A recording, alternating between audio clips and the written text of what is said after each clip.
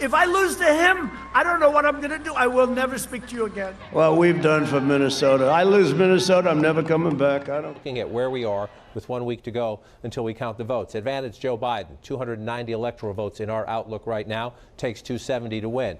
Dark blue, solid Biden. Light blue, lean Biden. Same. Solid red, solid Trump. Light red, Texas leans Trump a week to Election Day. That tells you all you need to know about the very different landscape. So if Biden wins just these battleground states, we're talking about flipping these 3 yellow states, that's it, then he is president. But I trust no polls. If Donald Trump's within 3 points of Joe Biden in any poll, I immediately color that state red. For no good reason at all. But I hear what people in the media are saying about this race, and it sounds remarkably similar to what they were saying about the Clinton race 4 years ago. 4 days to go, folks. I'm Barry Gordon. And I can't wait. And I'm Andre Coleman. And this is NewsRap, live at 5.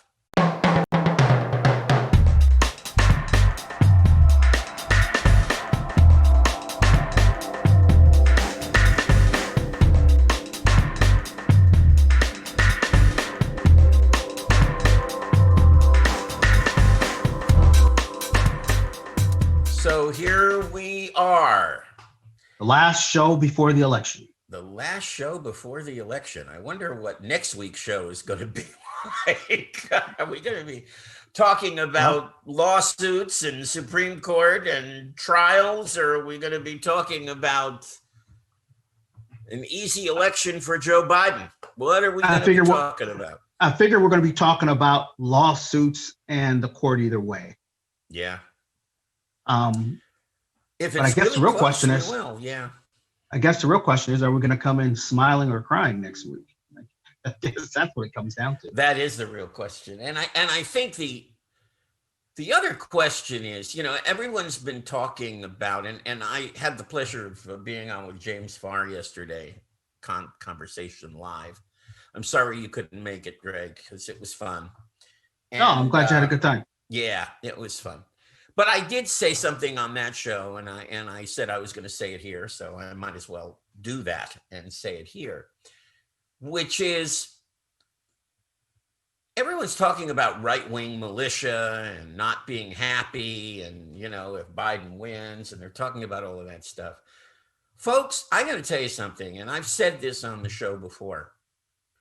This country has supported the Democratic Party with the popular vote in every election since 1988, with one exception, and that was 2004. The only exception, the only time the Democrats haven't gotten more popular vote in a presidential election than the Republicans. Now, we haven't gotten those Democratic presidents. We didn't get a President Gore. We didn't get a President Clinton. If it happens one more time, and I would suspect that Biden will get an even bigger popular vote margin than Hillary Clinton did. And if this happens one more time, where the Democrats win the popular vote and the Republicans win the presidency through the Electoral College, there is going to be a revolt in this country, and it's not going to be coming from the right. It's going to be coming from the left. It's going to be saying, do away with the Electoral College, and I will be at the front of the freaking march. That's where I'm going to be, because we can't keep doing that. We cannot keep doing this. You're going to be at the front of the march, or you're going to be leading the thing? Which one? I'll be leading it. I'll be leading it. Darn right. I will. Well, hang on. Let me give you a piece of advice. If you're going to lead it, don't say stuff like darn right. That's going to kill your effectiveness as a leader. Come up with something like damn straight or something like that. Damn straight. There you go. Get a little tougher with it. F and A. Right. Okay. That's what it's going to be. Headline, Barry Gordon goes off. But I sure hope that that doesn't happen. No, because really, folks, to be very serious about it, That's not a very democratic country if that happens 3 times running, except for Obama. So, Well, I agree with you, first off. But to calm some fears, and just to touch on this for a second, because I know we're going to go in a little bit of a different direction here today. Trump's path to victory is incredibly small. He needs a perfect night on Tuesday, and then even after he gets his perfect night where he picks up everything that's up for grabs, he still will have to go into the Midwest and win Pennsylvania and Michigan up in that area, which the odds don't look too good. And it looks like Biden has several paths to victory compared to a very small path for Trump. So we'll see what happens. Just a small point that Pennsylvania is not in the Midwest, but I'm not quibbling. I just it's a Commonwealth, so let's just put it there for right now. It's like the Midwest. Right. It's that kind of a state. Yeah. It's in that area where he needs to go up there and win. All right. Darn right. Darn tootin'. Dude, enough with the darn right. Again. Second time, man. Come on. F&A. Yeah, that's it. F&A. All right. Okay. So, folks, if you want to make a comment before this election happens, you have an opportunity to do that right here on comment on Facebook, and we'll look forward to that, and we'll be able to chat with you on the air. So I've been watching the polls. They're very promising. I mean, they all look good. They really haven't changed that much. If anything, a couple of them are getting wider. I think there was a Pennsylvania that was around 4. Now there was a new one at around 6 or 7. So, but they're still doing the average of all the polls. The average has them about 4 points up in Pennsylvania, but has them 6 points up in Michigan and Wisconsin. And obviously those are the areas that we're watching. And then North Carolina came in with a poll today that was a 6-point edge for Biden. Florida, no one's believing the polls. It's about a 4 or 5 point edge. Even Ohio is up a few points. In fact, the only so-called battleground that Trump is leading in right now is Texas. And today, that probably is going to change that average because a poll just came out showing them tied. So if you're talking about Georgia and Texas as a toss-up state, you're probably in good shape. But we just have to see. Well, this comes back. The country is so divided that everything's just going to split 50-50. I don't know what's going to happen. Well, but this is what you and I have talked about on this show several times, and it goes back to, if you don't expand your base, which he did not do, and his base actually got smaller, then it comes down to you have to play defense and protect everything you won in 2016. Right. And then hope for your miracle, several miracles in other places. And look, with this map, with what Trump needs to win, the only person I could see winning this map would be Bill Clinton, to be honest with you. Yeah. He's about the only one. Even I think Barack Obama would struggle to pull off what Trump has to pull off because of the racial aspect of that, of what would happen if he was running. I think Bill Clinton is about the only person I can imagine that could do it. Except that Obama could probably pull off a Georgia even easier than a Biden could, but it's but that's what I mean. He would struggle, but he would find somewhere else to go. I think Clinton would be the only one who could probably do it looking good, walking away doing it. Well, he did pull off Georgia. I don't think he won Texas, but he did win Georgia. I haven't really gone back and looked at the electoral map when Bill Clinton, because remember, it was a 3-way race. Of course. So it was a very different kind of a race. So we've got a comment from James Farr, and I didn't take him on this yesterday, but I will today, because his hashtag is Unbothered on November 4th. So James explained it kind of this. Actually, I'm going to let James write and explain it, and then we'll read it. But the gist of it is that he really doesn't care who wins on November 4th, because he said basically we're trading one white supremacist for another white supremacist. And I don't quite agree with that. I think we're trading a white supremacist for a guy who really does care about race and doesn't express it very well. That's what I think is Well, Trump's got to happening. go. I mean, he's stumbled, but I don't see that the situation is going to not get better under Biden. I think it has to get better under Biden. And I think I don't think you're going to have I don't think you're going to have somebody in the White House and Joe Biden with a dog whistle for racists. Right.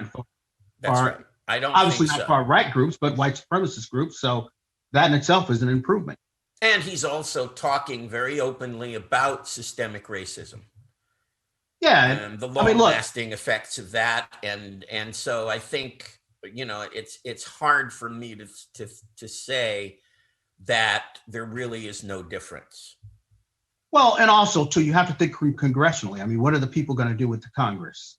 Well, and what are the people going to do with the representatives? And that all depends if we win the Senate or not. Exactly. We have the power to change all this, yeah. But you got to start at the vote, and you got to take that vote all up and down the ticket. Yeah. Okay, so James is there. Barry, what makes you think Biden cares about race? If you watched his Frontline bio back when they did it, they always do this thing called The Choice.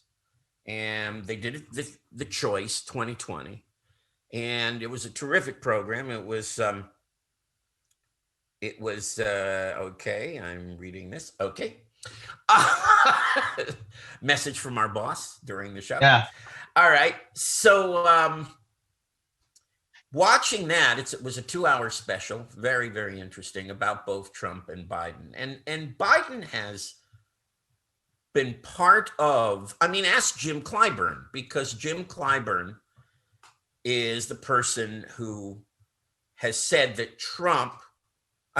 Biden has cared about the Black community, since he ran for the Senate in 1972.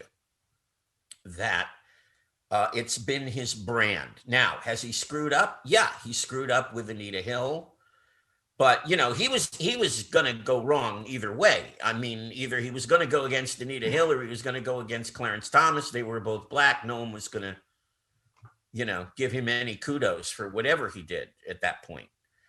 And I think he didn't go after Clarence Thomas hard enough. That's my feeling, because there were other witnesses who never got a chance to testify. And see, I see it a little bit differently. Mm-hmm. I see it like this. Which of these two candidates is going to actively, publicly work against you? If you're African American, if you're a Black man, that's right. Who is going to actively work against you? Now, Biden may not come out and say Black this, Black that every day, or women's rights or any of that. He may not yell that every day. Right. But is he going to come out and start talking about fine people on both sides? No. And stuff like that? No, I don't think that's going to happen. Trump's got to go. Yeah. That's all it is to it. Then, we can deal with Biden's issues with the past and all that stuff. Trump's got to go. That's all it comes down to. Yeah. Then we can start getting around to this other stuff. I know it was who is it? The great lefty, a champion of mine, Noam Chomsky, who came out today and said, Jared, you have to vote for Biden. He said, because Trump is the worst criminal in our history. Yeah. And when Noam Chomsky comes out and says that, you got to take that to heart. You really do. Let perfect be the enemy of good. He's intent on reading something there. Oh, yeah. It was Jasiri who said that. Okay. What makes you think Biden cares about race? Jasiri's the associate producer of James's show. So thanks for watching, Jasiri. Appreciate that. And I guess we answered that question, sort of, didn't we? But remember what he did, because remember that after that debacle of the judiciary hearings for Clarence Thomas, he immediately put Carol Moseley Braun on that judiciary committee and immediately put Dianne Feinstein on that committee, because there were no women on that committee. So you got to give him some props for that. He saw a problem and he remedied it. And that's a lot more than we can say about our current president, who sees a problem and runs away from it. Or is the problem. And is the problem. That's right. That's where we are on this. That's This right. is the issue. He is the problem. No, Simple I think that's 100% right. So we've got some low. I wouldn't really call it a news brief, but we've got some interesting local information about the election, and we should probably put that on. Let's drop it. Let's do it. This is your local news brief for Friday, October 30th, 2020. As of Thursday, Pasadena has reported 2,819 total confirmed COVID-19 cases and 129 COVID-related deaths. That's an increase of 98 new cases in the last week, but no new deaths. LA County has recently seen a gradual increase in COVID-19 cases.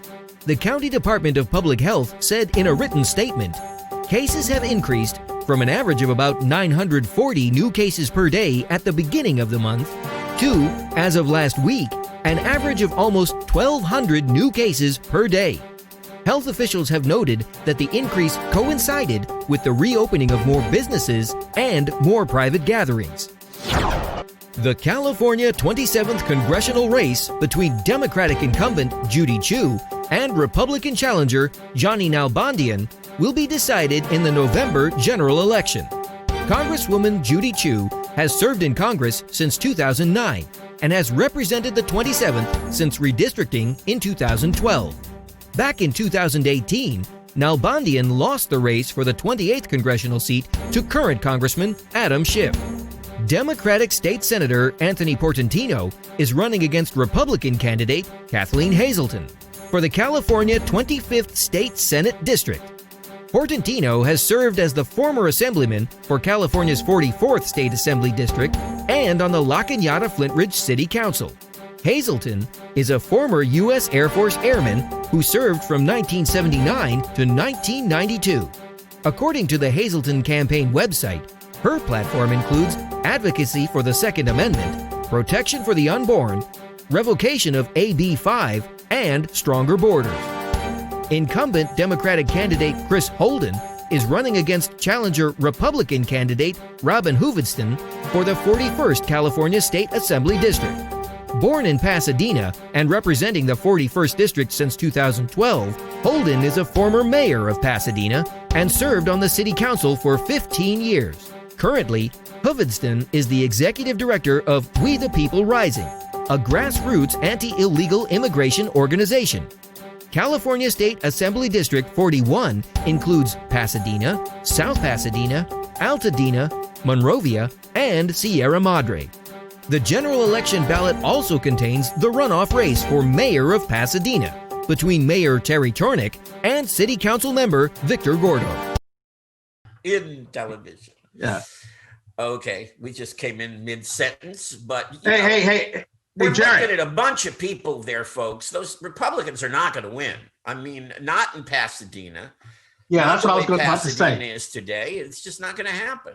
Why don't you just put my mailman's picture up there next time or something like that and list the whole thing, other people who have no chance of winning this election. Yeah, right. That's right. So, no, they're not going to win. So James clarified. He said, it's not that I don't care who wins. I don't see either as a win for Black America. Well, Black America's got it. Go ahead. He's correct. I'm not going to disagree with him. No. However, I'm going to add this, though. We know Trump has not been a win for Black America and has set Black America back. We don't know that Biden won't be yet. So if Biden wins, then we could see, depending on the AG, the DOJ, how that DOJ handles some of the issues that are pressing right now, as far as social justice and civil rights, then we can make some determinations on that. But if Biden is not, the people always have, if he wins, the people always will have the chance to once again in 4 years hold him accountable. That's right. How the system works. But like I said, I'm gonna keep saying it. Trump's ass just has to go. Yeah. Nothing happens. We'll get nowhere. We have no chance of getting anywhere with Donald Trump sitting in the White House. I honestly think if Trump stays in, the democracy will die.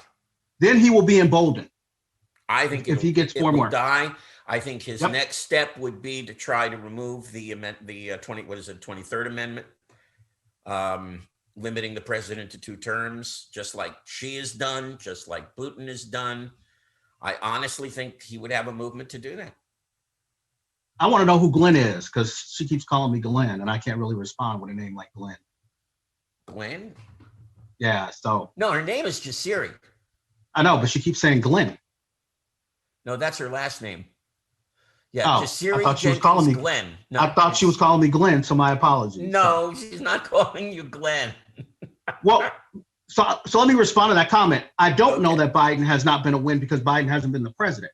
I'm talking about in the big chair. Comment, but so go ahead. Go ahead. The comment was, we know Biden hasn't been a win either. Now respond. So it's in the big chair. Then I can say, if he doesn't make it, if he doesn't cut the mustard, he doesn't cut it. But he's got to get in the big chair. He's got to be the president, make the decisions, and then I'll say it. But it is what it is. We'll see. He's got my vote. I'll still say Trump has to go. Absolutely. Have you voted already? I voted. Good. I did too. All right. Okay. So that's two. Who'd you vote for president? Yeah, right. I know. Hey, it was hard to find Biden. He's all the way like down in the middle somewhere, That is the silliest ballot with all of those names. We got to find an easier way to do this, to tell you the truth. The Vegetarian Party was on top or something. I don't know. So you have to really, look at it to see what's going on. I still think the country has to find an easier way to get this done. Yeah. So Jasiri, we're having a good conversation here. She said, based on his past politics and his work under Obama, even much to be desired for Black people. Probably true. Could be. Probably true. What I am hearing is that younger Black voters a lot of them are voting for Trump, and that I don't understand at all. I don't know. Unless it's a whole authoritarian thing, and they're looking for a boss, but I don't know what that's about.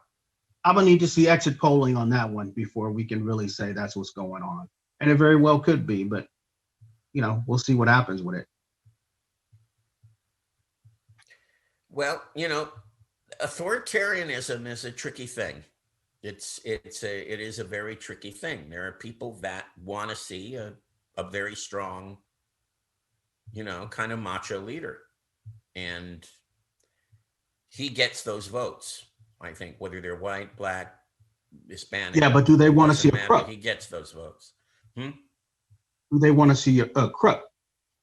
Is the question. So here's the deal. If that's what's going on. Whoops. Sorry. If that's what's going on. Yeah. What are you doing with that button on the lights, man? Okay. It was an accident. Go ahead. If that's what's going on and you have Black voters, young Black voters coming out en masse for Trump, you talk about destroying your own interests and having no connection to the civil rights movement, then that's it right there. Yeah. That's completely it. Yeah. And let's see, what do you guys think of the Black voters who would be okay with Trump destroying everything and leveling the playing ground, so to speak? It's never going to be level because you don't have any power as it gets leveled. Why would you have any power coming out of it? He's not going to get rid of the rich people because he's not going to. Right. He's not going to jack up the people who would give him money and loan him money. If anything. What did you think of the Ice Cube thing? What was your take on that? I don't know what the hell he was trying to do. I'm not trying to go to Donald Trump and work with him. I think I do know what he was trying to do. He was basically saying, and I've heard a lot of people say it. He was basically saying, I've got a plan, I've got an idea, and I'm going to bring it to both sides and see if they jump. And his point was that Trump jumped. Well, what else is he going to do? He's desperately trying to get some of the Black vote. So if you really think he jumped because he's passionate about Black America, then Ice Cube, then you are very naive.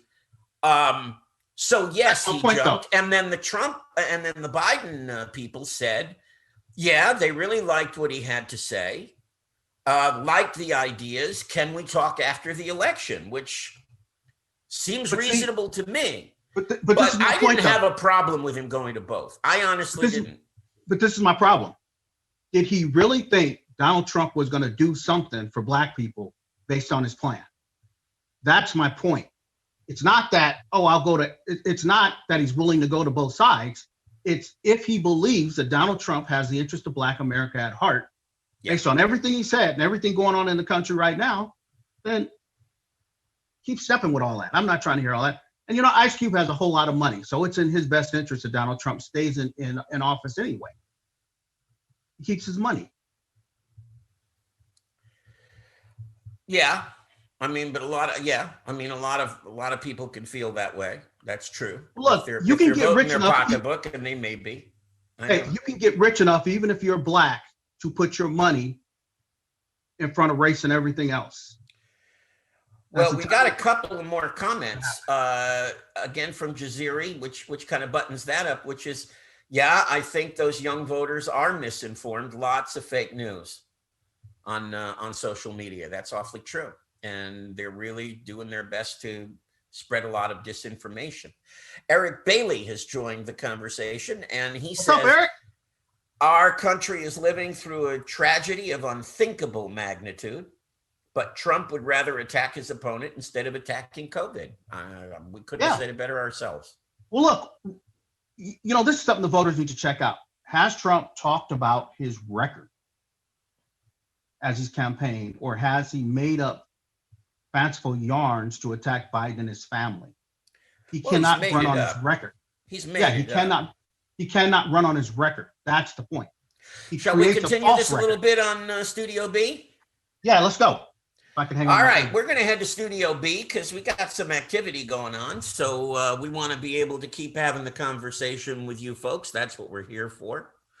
So we are going to move over to Studio B. And the next time we see you, we may or may not know who the next president is going to be. We hope we'll know by that Friday, but no guarantees. So if you haven't voted, go vote. I'm Barry Gordon. I'm Andre Coleman. This is NewsRap live at 5. Moving to Studio B.